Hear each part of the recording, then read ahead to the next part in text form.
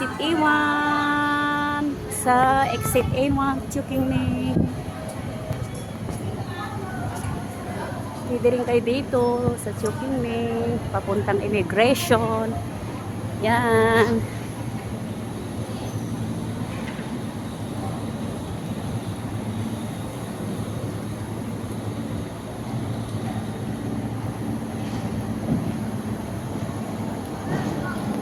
Yan.